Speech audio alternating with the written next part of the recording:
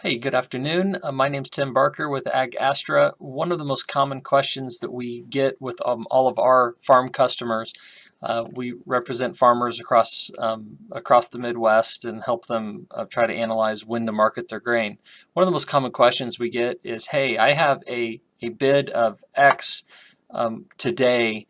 Is that good or bad, right? How does that compare to bids somewhere in the future? Like you may have a bid of plus 25 December corn futures for November delivery, but then you have a bid for plus 15 against March for February delivery, right? Is this good or is this bad?" So what we have here is a little model. I just want to walk you through what that looks like, help you identify how to think about it, introduce you to the variables, and then ultimately show you the math that we use on how to analyze that. So in this example, I'm using a bid of plus 25. This is a real bid that we've been dealing with today. Plus 25 for October, November, December delivery for new crop corn. So do we store corn or do we not, right?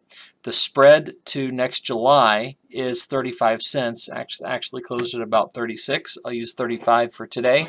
And so let's look at that, right? What would delivery in July have to be equal to a 25 over December bid? So there's a lot of variables that go into that, and here this model isolates them. So we've got our nearby corn futures closing price, your interest rate on your operating loan, or your interest rate of opportunity cost. Whatever that number is, you plug that in here. If you have a bin, we use 4 cents a month for electricity, shrink, that kind of thing, just to use a good number. If you feel like your number is higher or lower, you can adjust it here. Then you have how many months until you get paid for that grain, right? So if you're in October and you're looking to deliver grain in June, let's say, or you think you're going to get paid in June, you have about an 8-month window. And then if the spread between your nearby futures and your delivery month futures, or DC July, is 35 cents, you put that in here, and then you write in what your nearby basis is. And then what this model does is it brings out what the equivalent bid would be, factoring in all costs of carry and all interest costs to the new bid for what it would have to be. So here, a equivalent bid for plus 25 OND delivery would be plus 42 July.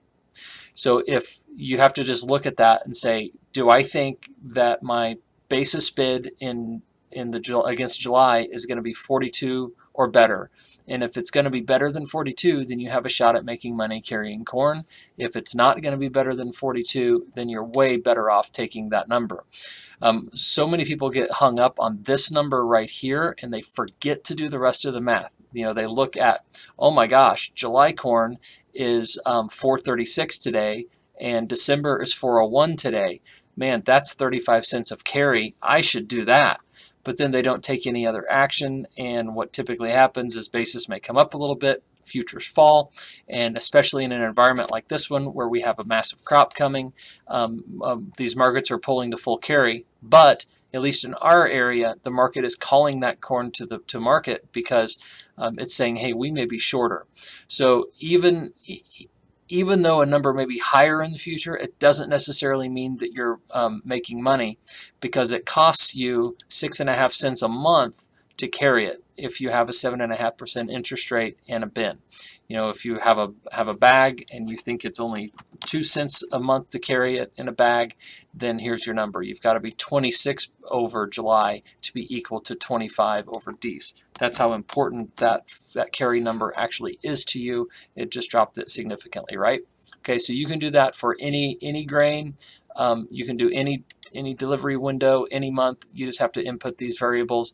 If you have questions or want to take another look at this model, reach out to us. Leave us a note in the comments. We'd love to chat with you and get this in your hands so you can use it.